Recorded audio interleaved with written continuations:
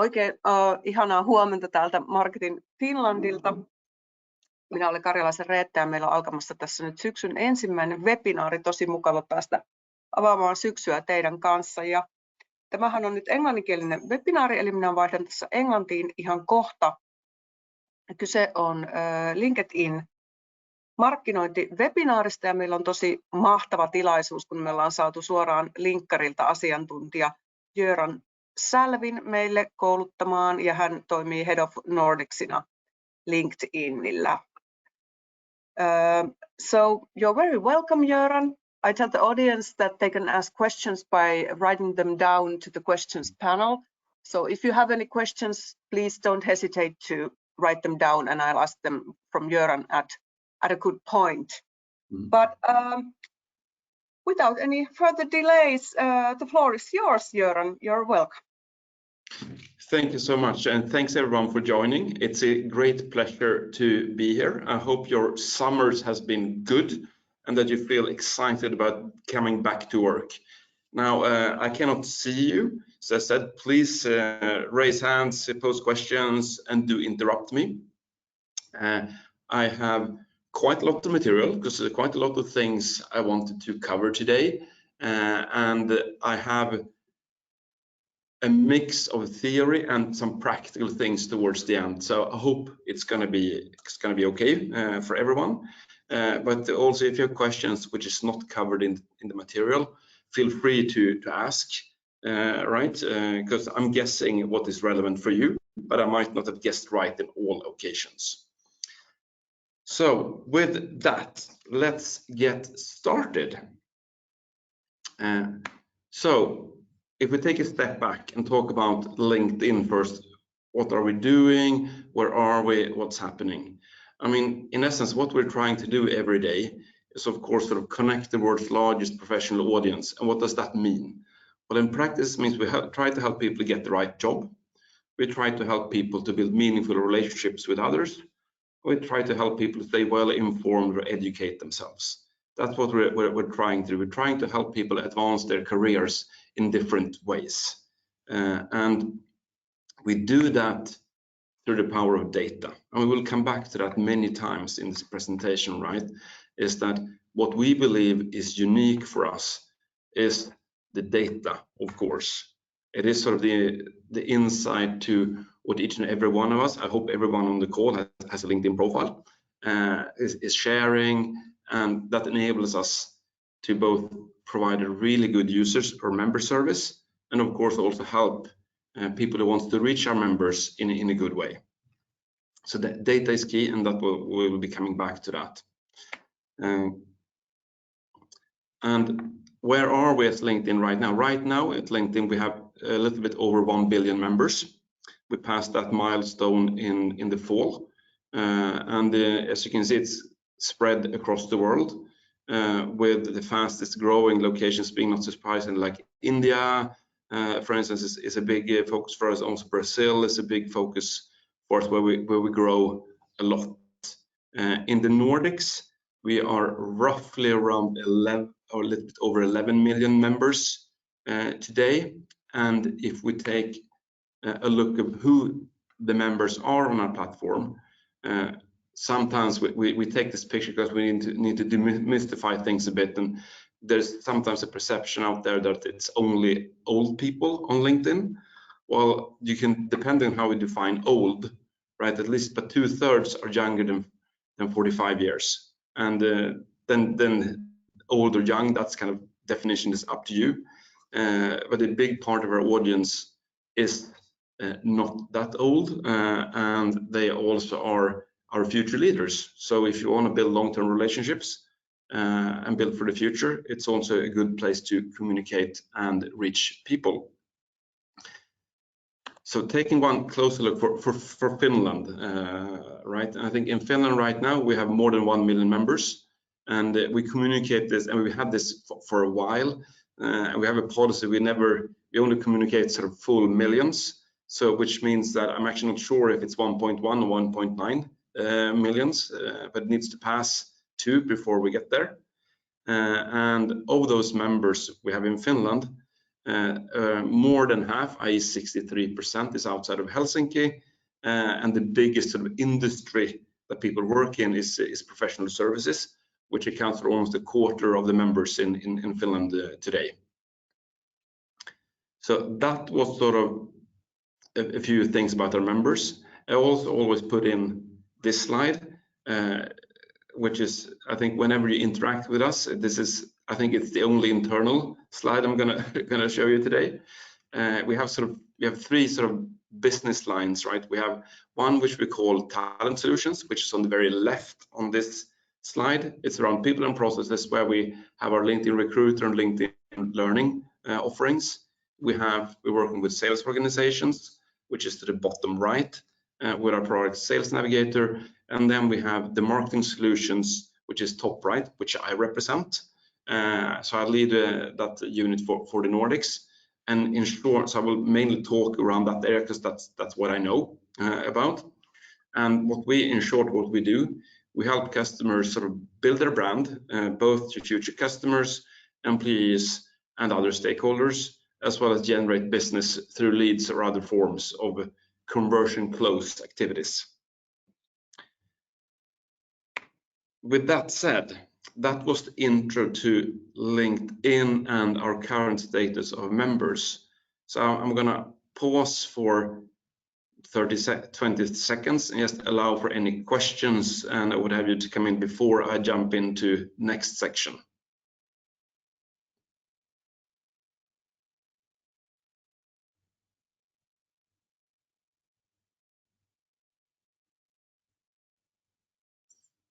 Okay, either I went too fast or I was just super crystal clear. I hope I was crystal clear.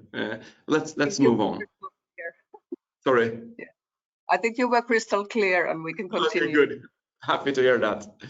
So I thought we'd start then a little bit about, so what are good foundational knowledge to keep in mind, right, when you speak about B2B marketing? And for many of you, this is probably everyday knowledge, not anything new, but it's something just to keep in mind, right? So I want to start out with saying that one of the biggest challenges when you work in B2B marketing is to make people think of you.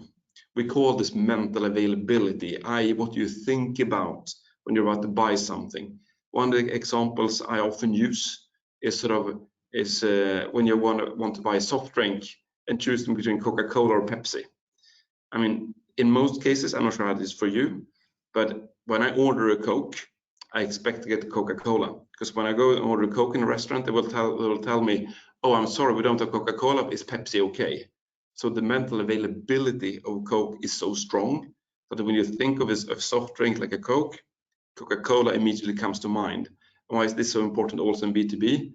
It is because research done by Bain shows that around 90% of B2B buyers choose something that was already on their mind, on their short list, etc., when their sort of purchase process started.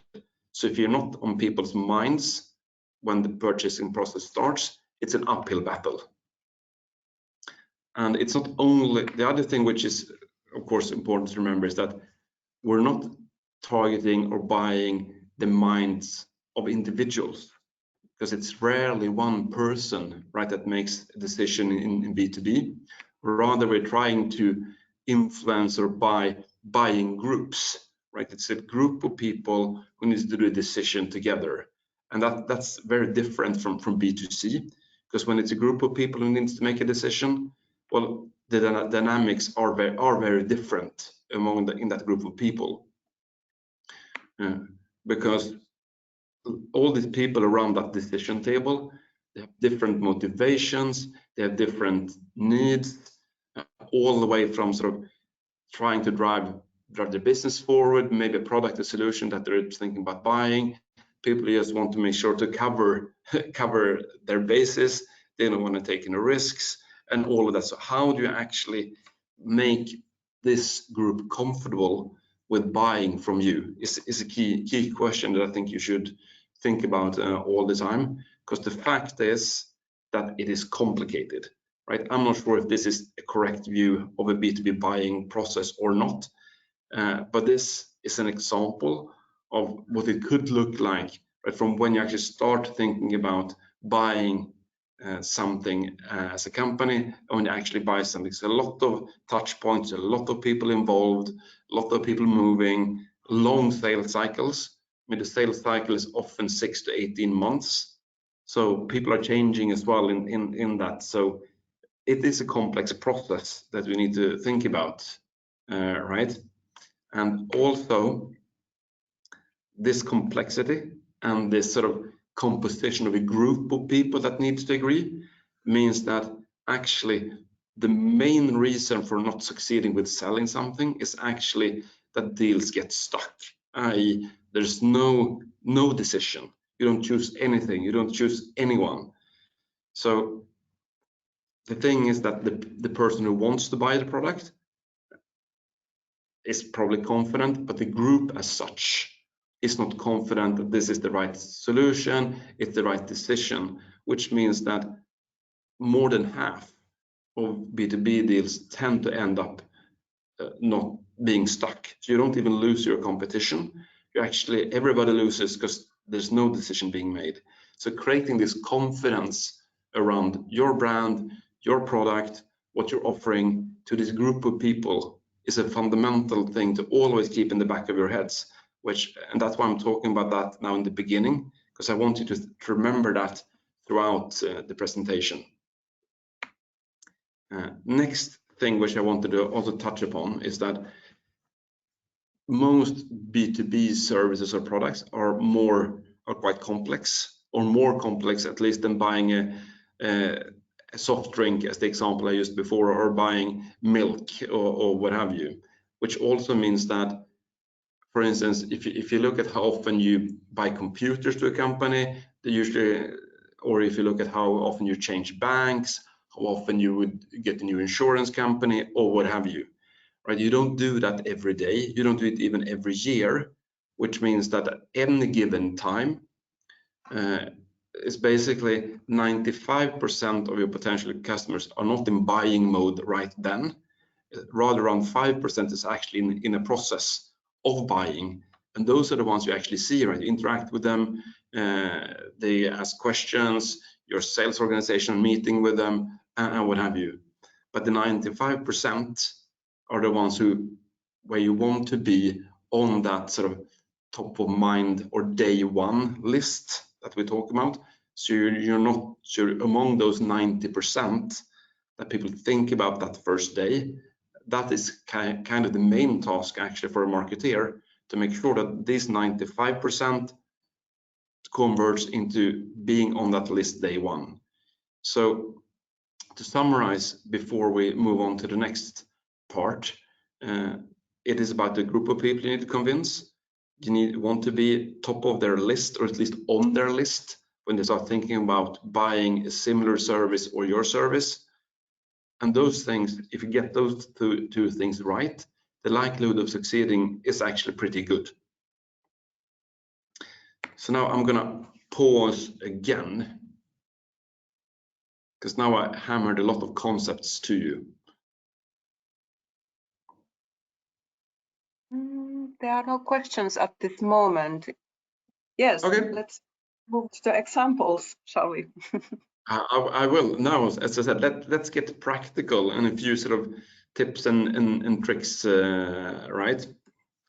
And I wanted to start out with just taking this picture, right? Because when you have look at LinkedIn, first of all, there's many different sort of objectives that you can achieve in the same platform. And I alluded to this a little bit in the beginning, right? I mean, you can either choose to build your corporate brand, you could choose to try to attract people, or maybe you want to buy or convince people around a certain product or service, right? And although we know that the funnel, we use that as a mental model because it's easier to talk about it, but we all know, right, it doesn't look like this in practice. It looks like something we saw on that previous slide with that kind of messy B2B buying process. But we still use the awareness, interest, engagement, and action as sort of as a help for us to mentally be able to talk about things, right? So these can be the different things you're trying to achieve. And typical objectives could be you have to improve your brand perception, drive leads, have more applications, or what have you. So we're going to use this funnel a bit as a mental model to help us talk through a few areas where it's more practical. So if we start with content, because of course content is key and king, right? Because I think all research that I've seen at least points to that the creative part of the content of advertising or marketing accounts for close to 50% of the effects. So you need to really get your content and creatives right. That's why we start with that as well. And going back to this, right? We spoke about this 95/5 rule, i.e. the number of people who are actually in the market to buy at any given point in time versus the ones who might be thinking about buying something in the future. So first think about sort of the mindset that people are in, right? The people who are not in a buying mode at the moment, which are in this slide at the top of the funnel, when their intent is quite low, and you might not find them sort of articulating that intent either. So what we're trying to do there, we're trying to convey that we want us to be known, we want them to trust us, right? So that's kind of the first step. Second level is sort of, okay, at least they know of us, but they're not ready to buy or they don't have a need to buy today, which means that it's about sort of keeping that sort of knowledge fresh and making sure we stay in their minds. Then towards the bottom here, of course, okay, this is someone who actually are intending to buy something. So I trust you, I know of you. Okay, now I'm starting a buying process. Now we interact with different kinds of content, different kinds of interactions, right? And if we make this a bit more practical on the next slide, so things to think about, right? So we start on the top of the funnel where reach is important. So the types of contents we want to do, right, is something that makes people feel something. I mean, emotional messaging works really, really well in this section. And we sometimes have a tradition within B2B marketing to talk a lot about our products and their features, which is good. We also need to do that. But at this first sort of stage of actually building knowledge and trust, emotional content works really, really well, but also thought-provoking content to make people think, right? Because we want to generate either a feeling or we want to start people thinking, because that kind of builds memory structures in your brain, right? And types of content, which we see to the very right on this one, could be thought leadership. I mean, let people know something that they didn't know. Just news and trends, so people staying up to date. Because we're on company news and what have you. And then typical ad formats on LinkedIn would be video ads, single image ad, thought leader ads. That would be typical sort of formats to use for this type of communication. Next step is when you actually want to engage or they are ready to engage with you, right? Then you're trying to get our members or the audience to be curious, to find out more, learn something. This is kind of where you can have how to, did you know that? Those kind of things. This is also where you will find things like white papers, guides, brochures, infographics, case studies from other companies. You might also decide to invest in webinars or other types of events, right, to engage with your customers. And in this area, then you would have for single image ads, carousel ads, document ads, and event ads are typical. I mean, you can of course use others as well, but this is sort of a starting point, right? And then towards the end of this funnel that we are at least simplifying our world with, you have the step where when it's time to convert, right? Try to get customers to say, yes, I'm interested. I would like to hear more specifically around your product and what have you. Now it becomes sort of transactional. This is also where you might start having more sort of product information, features, and things like that. This is where you would typically would try to get people to contact you, call you, request a demo, depending on what kind of product or service you're selling. So most of the time you would have this kind of single image ads, dynamic ads, document ads, or message ads. It says outside the EU here on message ads, which is true, but they're actually coming back later this year is the plan. And of course, this combined with a lead gen form, i.e. collecting the information from the potential customers, you can actually start working on them also on an individual level. So this is sort of how we think about content types in different stages and what kind of formats that is valuable to use. And I wanted to sort of wrap up the content piece around two things, remembering that it is different when you do brand, i.e. more upper funnel activities, because then it's about creating those memory structures in your brain, so you're being remembered and thought of. Then the other piece, of course, the demand piece, where you're actually trying to create an urgency, getting people to do something, to sign up, etc. Right? And so having the content right in those two different ones is very, very important for success. And what we see as well is that if you combine the two, it's a huge difference, right? If you only run sort of this demand generating activities or leads, the typical conversion rate is around 0.2%. If you only run sort of top of the funnel branding activities, conversion rates are typically around 0.3%. But if you combine the two, the effectiveness of this goes up to over 1%. Right? So the combination of the two which actually makes the difference. So this is one key thing which we talk to our customers about often, is that it's not either or, it's both that's going to make the difference for you. Now I'm going to pause again for 10-20 seconds and allow for questions on content before I plow on and power on. We actually have a couple of questions. The Yes. one has to do with the algorithms. Do you ever Yes. open secrets about those? How do they work in LinkedIn? What comes to your feed on what basis? Yep. And Yep.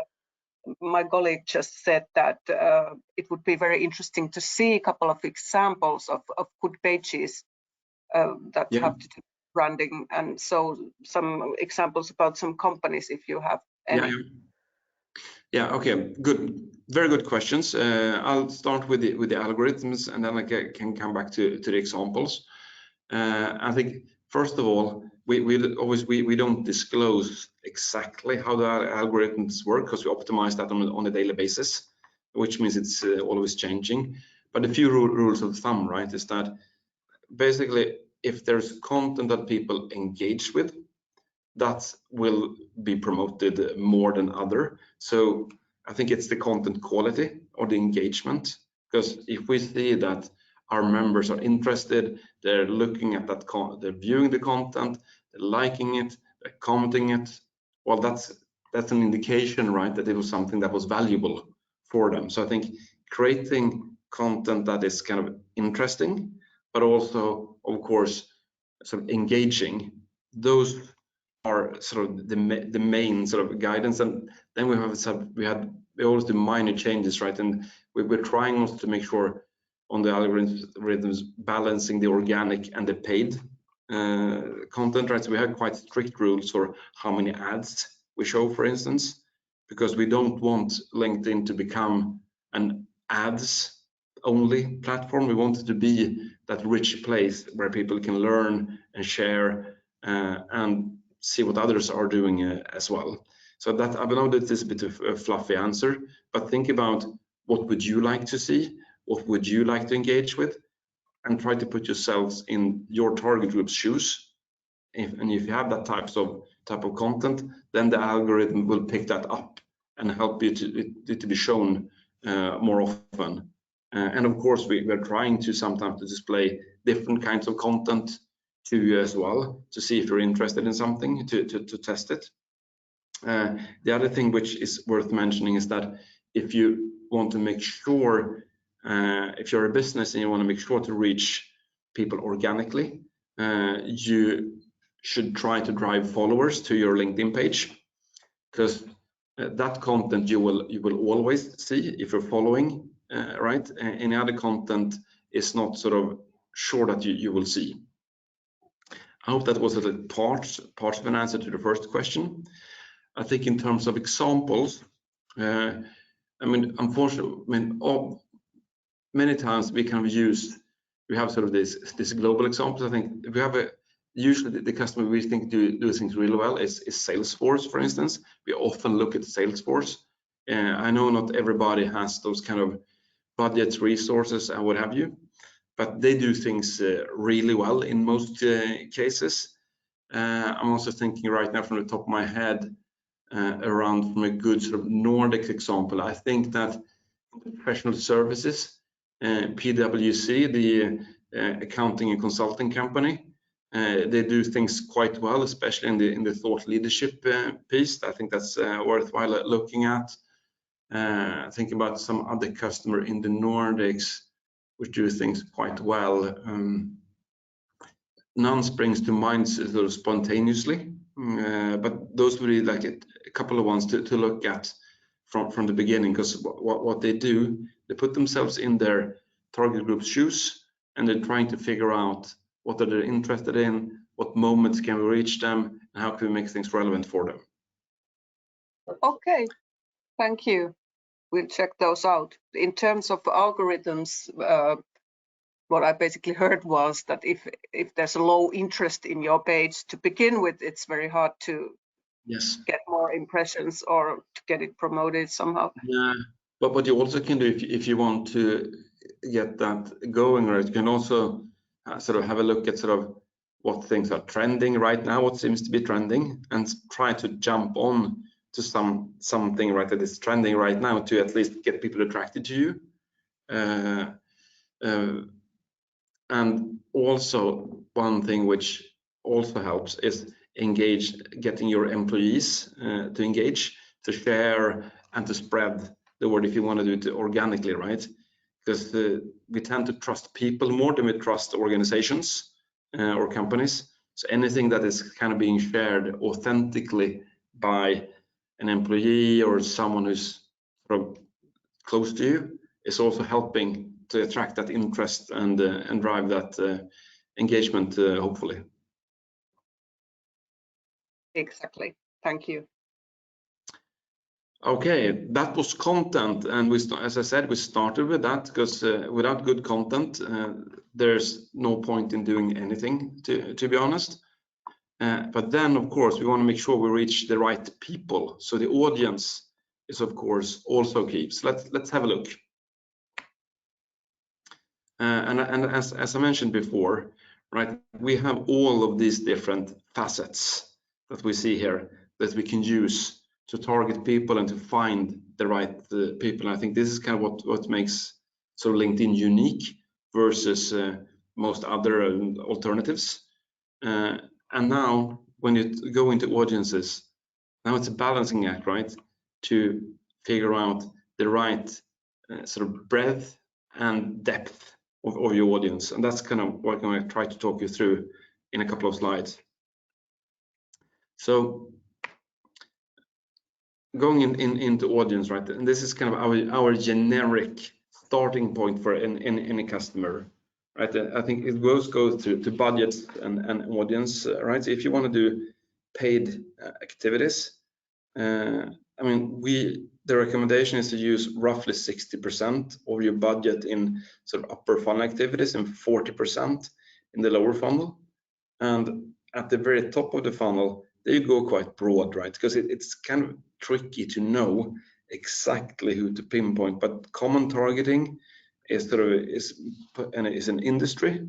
I.e., maybe you want to sell to financial services companies, for instance, and a function. Maybe you have an offering that it's like a marketing system right? Then you would have the function of marketing and potentially sales. And then seniority, maybe you don't want to target sort of the new hires or the trainee programs or what have you. So you want to have some sort of seniority, right? Then that would be your typical sort of audience for those building your memorable structures part. And we recommend that this audience should be ideally around 300,000 or bigger members to get the best effect out of it. Next step in audience is sort of the engage stage. So targeting is sort of the same as above, right? But oftentimes we start looking at, are there certain industries, functions, seniors that are more engaged, to narrow it down a bit and think about, okay, these people actually seem to respond to our message. So let's use that. And that will be like a mid-sized audience, as we call it, right? And then towards the end, it's quite a narrow sort of audience where we kind of work with specific job titles, and trying to figure out who people are now in this buying group, right, that we spoke about before, who are actually at that table to make the decision. But also remembering, right, that it might be also finance, legal, besides the actual business units, right, who are at that table. We also use sort of first-party data, which means that if you would have leads that you have in a CRM system, if you ever had a sort of an event and there are people participating and what have you, right? We use those lists to target or just retarget from the steps above. And here we typically recommend that we still are in the audience around 50,000, keeping in mind the 95/5 rule as well, right? So this is kind of how we think about in generic terms when we start working with a company. Then of course every situation is unique, and so what we recommend is that always sort of go into Campaign Manager, our tool, where you can sort of set up this targeting, these audiences, and then you will, as you see on the right-hand side on this slide, you see, well, how big will that audience be? Well, what will be the investment needed? What are the impressions? What are the expectations, right? To make sure that it's kind of a good balance. And on the budgets, we also recommend that you would start around 100 to 150 euros a day for each kind of 50,000 members that's in your audience, because that kind of usually is a good starting point to get good effects. But as I said, do always check that kind of forecasted results box to make sure that this kind of seems to be in line with what you need and what you expect, because every situation is different, as I mentioned. Yes, I'll pause for questions on this section as well.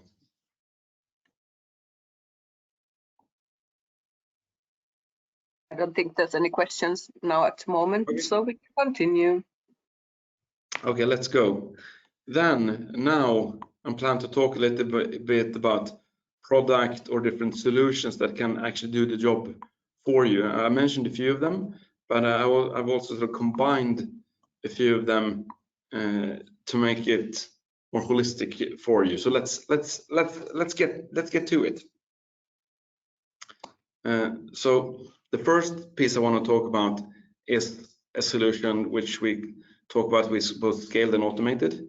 This solution is suitable for maybe you're a smaller team or organization. You don't have too much resources to either build your creatives, to manage your campaigns, or what have you. It's also suitable for use cases, for instance, if you're working in a bigger organization where you might have, let's say you're active in say 30, 40 countries or markets, but maybe you want to spend time on 10, but then this solution is useful for the others, right? So I just want to get your mind set into that, because what we're looking at is sort of, we're trying to simplify things for you, we're trying to streamline it, and of course we are trying to scale it. Right, so I'm going to talk you through these 3 different steps and how different sort of products or solutions can fit into that. So if we start,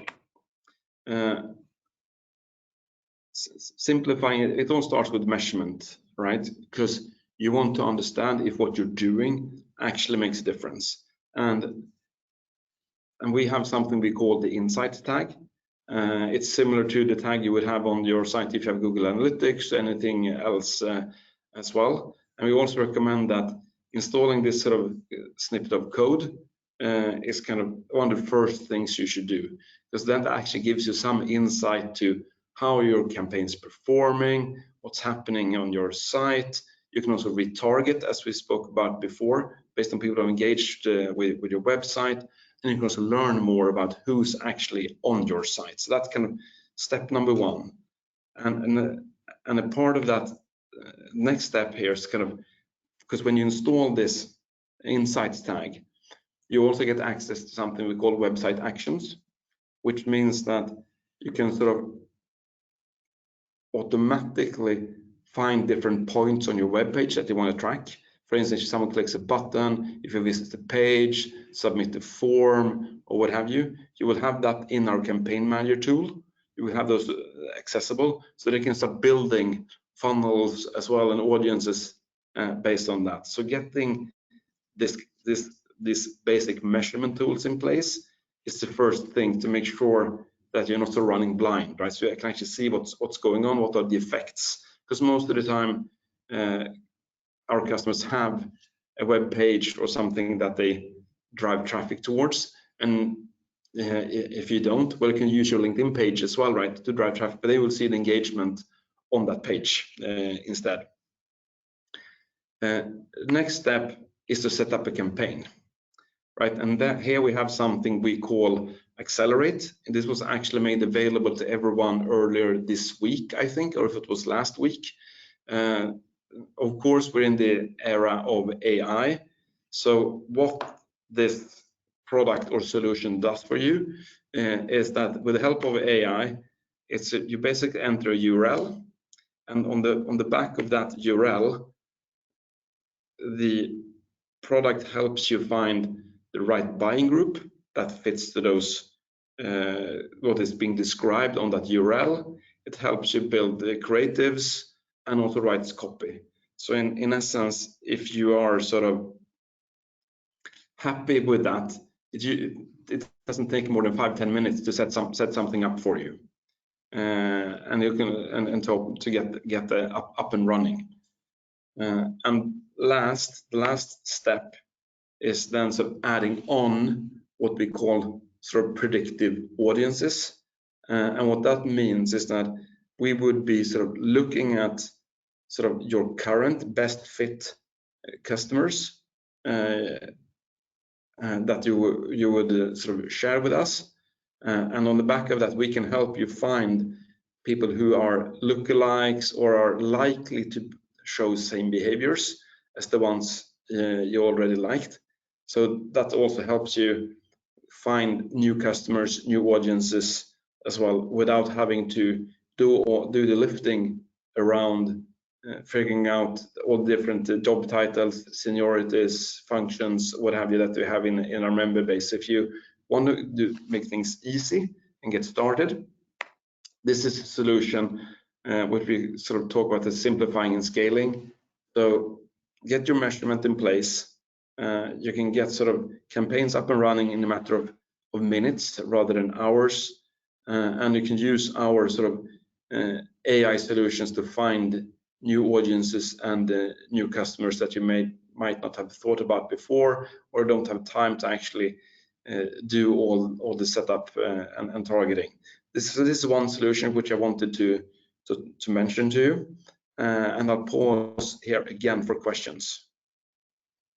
Yeah, we would be interested to know that are these tools available to everybody, or do they cost something, and how can you start them? This is available to everyone if you have an ad account, and then you have access to our campaign manager tool. And in this tool, if you go in there and sort of start a new campaign, you have the option to choose this version. This is newly launched and at the simplest thing. So it's available to everyone.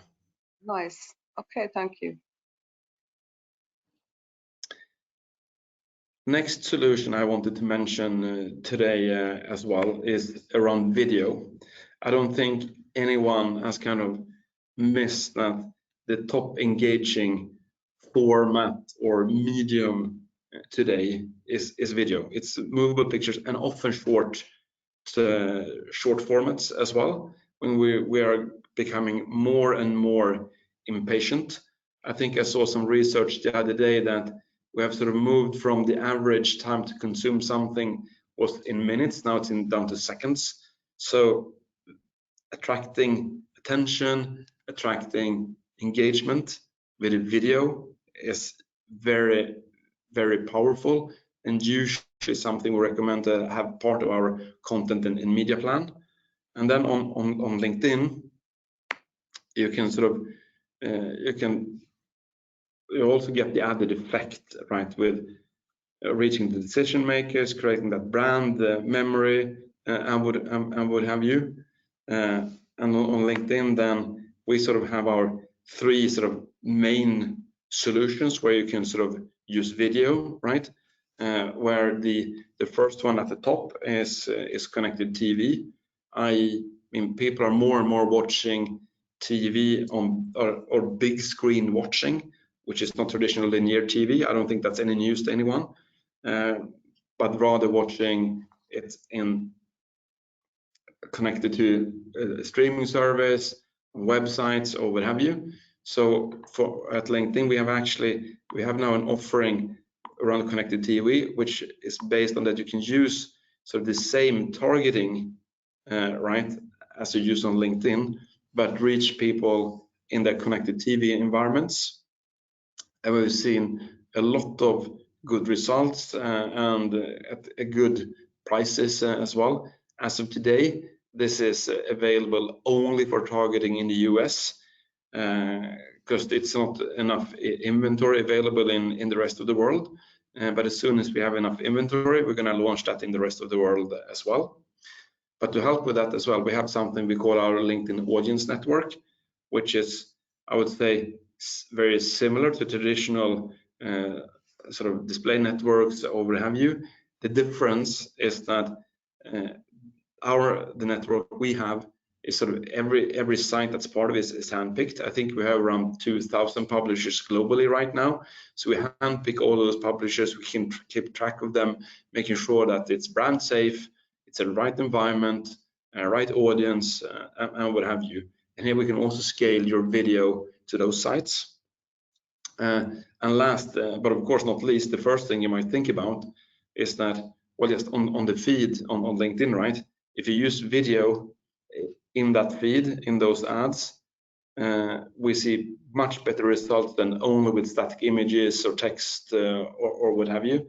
So having that video is key, and these are like the 3 main sort of solutions or offerings that you could use to distribute video, of course, in addition to your organic page, because of course it goes without saying that you should have video on your organic page as well. So to recap a bit, we have connected TV, we have the audience network, we also have something that is not launched in the Nordics yet, which is called the Wire program, which is basically buying sort of commercials on the streams of really high-end publishers like CNN and what have you, making sure that you're present in their sort of feeds, right? So I didn't talk too much about it because it's not launched in the Nordics yet, but it's coming. And then of course the in-feed video. So before I move on to next one, I'll stop here again for questions.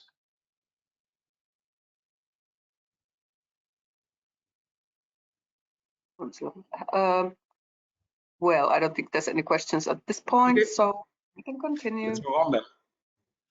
Also being conscious of time. So the time is flying, so I'm gonna speed up, I feel. Next thing which I wanted to talk about, sort of we call it own a moment, i.e., and why do we talk about owning a moment? Because what we see is that when we ask B2B marketers where to get their best ROI, I mean, top of the list is content marketing, right? And we already spoke about the importance of content, to have relevant content that people engage with and that drive both brand awareness and interest in your product. The second on that list is ranked is live events, and that could be both in person or digital. So we have a solution that kind of helps you to make the most out of those events and also to drive value in them. And why should we sort of use our solution? Well, of course, it's a scalable solution to reach sort of real people. We can sort of make your in-person events be even more valuable and boost them. And lastly, of course, it's you can measure things, right? And if you compare with sort of regular video or other stream activities, you usually get 7 times more reactions. You get 24 times more compliments on what you're doing. So it's also a great way of creating that engagement that we're often looking for. So what we recommend companies and organizations to do is sort of to both have like a pre-event phase when you talk about the event, you drive registrations and what have you, and then during the event you can live stream it on LinkedIn as well if you like. You can also promote that live stream, because we've seen that when something is live, people tend to more often get stuck to it or get engaged with it than if it's something that is more passive. And then of course after the event you can of course do retargeting, right? If you collected the lead lists or something, to reach them again, to remind them about you and your message. And so we do this with these different sort of components, which is sort of pre-event. Of course, we work on with your company page. You might decide to have an event page as well on LinkedIn. You have your organic posts. You have sponsored activities, which would be live event ads, which is new. And you might also use the thought leader ads often, creating that interest, sparking that thought among your potential customers.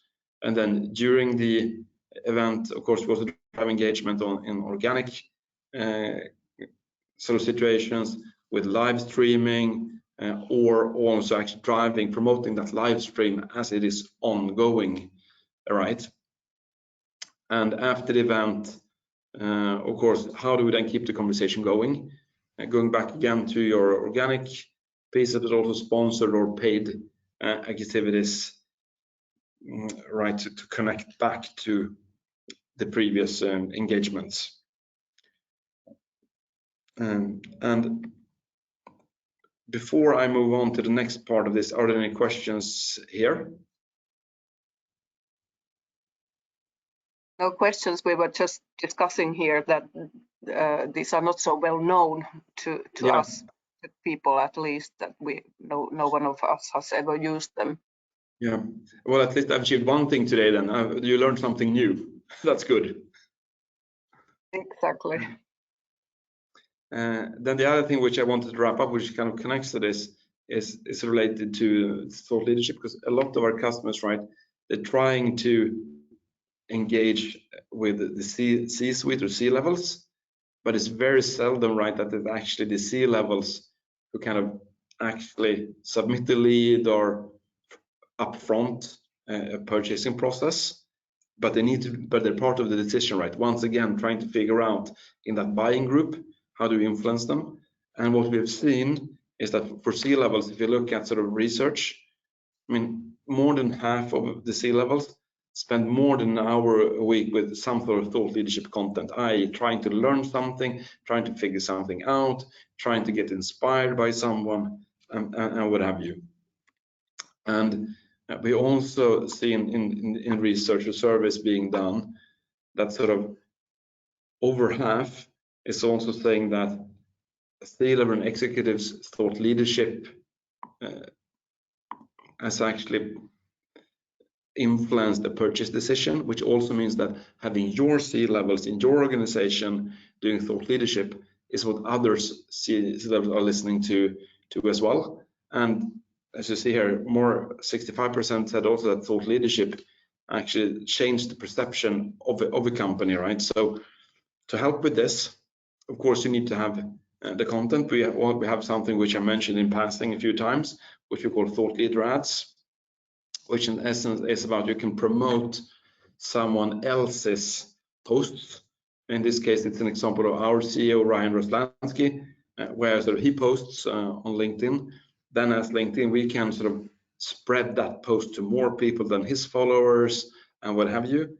Because what we've seen is that these type of ads have, as you see here, 1.6 times the engagement rates and 1.7 times more click-through rate. Going back to what I think I mentioned before, people trust people more than they trust companies. So utilizing people to convey your message and build your brand is powerful. And this is kind of the influencer marketing of B2B, I would say.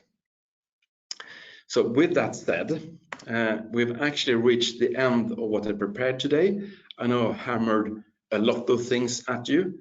I was trying to go both broad and narrow to find something for everyone. But I guess we have a couple of minutes still to go. So please fire away with questions. Thank you, Göran. These were very interesting tools that you were introducing. We were wondering that if you could describe the budget for in Finnish small to mid-level companies used to advertise in LinkedIn, how much would it be? Oh, it's a good question. I don't have that sort of, it's a difficult question to answer. I don't have that from the top of my head. I think my starting point would be, when we spoke about the audience, right, is I would sort of start by going into our campaign manager tool and trying to figure out what's the right audience you're trying to reach, because that will tell you how much you need, because it's very different for every company, right? And you might recall that one of the benchmarks I used was this 100 to 150 euros a day per 50,000 people you want to reach. So I think going into that campaign manager tool, play with it and kind of see what's the size of your audience, your target group. That will help you to get to that number, right? Okay. And then we were wondering that if you could describe that what feature has developed most in LinkedIn during, let's say, the past 5 or 10 years. Is it the hiring possibilities, or is it the networking between companies, or is it some personal pages, or? Oh, it's a good question, but I think that if you look at that time horizon of even 10, 15 years, right? I think that 10, 15 years ago, or at least when I first became a member at LinkedIn, which is about 20 years ago now, actually, I think it was very much sort of, this is my CV, this is about getting a job, right? But gradually, the platform has evolved into having that, but also being more around actually advancing your professional career, right? So learning things, connecting with others, getting inspired, and it's more and more going towards that. Is kind of how our members are moving. I think that is kind of one big shift if you have that longer horizon. I think if you have a more medium horizon, it's about the video, where we spoke about it before. I mean, video consumption is becoming more and more present everywhere, also on LinkedIn. And the other thing which is worth mentioning, also with that long time horizon, is that let's say 10, 15 years ago, LinkedIn was mainly, I would say, a North American thing. Now it's a global thing with our 1 billion members. So those will be like the broad strokes that is going to happen over the last few years. And I think something that's also worth mentioning is that, of course, what you can do in your company page has increased a lot.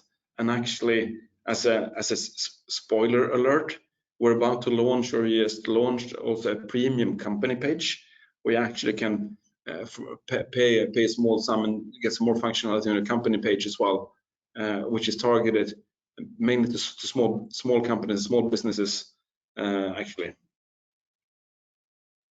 Okay, interesting. Then we have one more question, like if you reveal or if you have any information or data about some time frames, like how many minutes or hours a normal Finnish member spends on LinkedIn weekly. I wish I had that data, but I don't. I can try to find if I have some. I don't think we can find it for Finland specifically, but I can try. So I can take a follow-up and try to find out what that number would be globally, because I don't know it from the top of my head. I can try to find it out. Some numbers from the Nordic area or global area. I'll try to find it out, because I don't have. It's a good question. I should have that answer, but I don't. So I don't want to make it up. Yeah. Okay. Thank you, Göran, and thanks for the audience. This was very informative. And as we discussed, Göran, if you could send me the PowerPoint, so I can also. I will do that. I will send you a link to it so you can share with everyone. And also feel free to, of course, connect on LinkedIn. Feel free to reach out if you have any questions. And if I don't have the answers, I can at least try to direct you to somewhere. And so thank you so much for letting me join you today. Thank you. This was lovely. And as usual, you get the recording to your email about this webinar. But thanks. It was lovely to have you as our speaker, and see you with the webinars next week. Bye-bye. Thank you. Thank you.